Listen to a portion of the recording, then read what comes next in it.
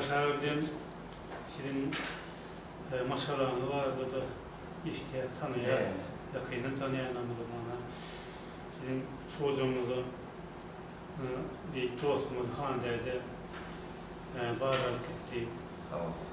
Onun sonra bir durdu, bayram durdu. Bunlar vardı diye ihtiyaç tanıyan. Onun sonra ne mi?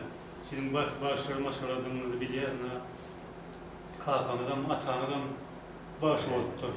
Başta adamla oldu. Kurban oğlu başı, ağacan maaşı, ağacanı. Şükür var hocam. Seninle daha yeğenlik kardeşliği var. Tamam. Ondan sonra ne mi? İyidin zaman ha, arkadan yemin yürüdük.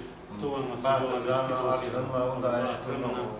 doğan etki doğdu. Şu ocaktan başka başlar tarihine soruldan yine Ballı Hacif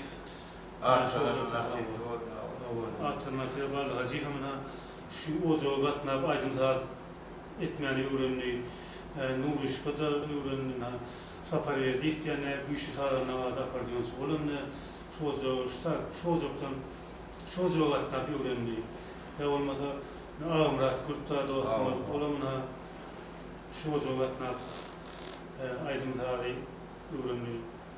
Ondan sonra ne hemen? Hemen teme Türkmenistan tanıya dediğim aydınlarını sağlamını değil. Birinin toyumuzu Belki inşallah da inşallah. Bir derken inşallah. sunutumuzdan toyumuzu belirtmeye geldik.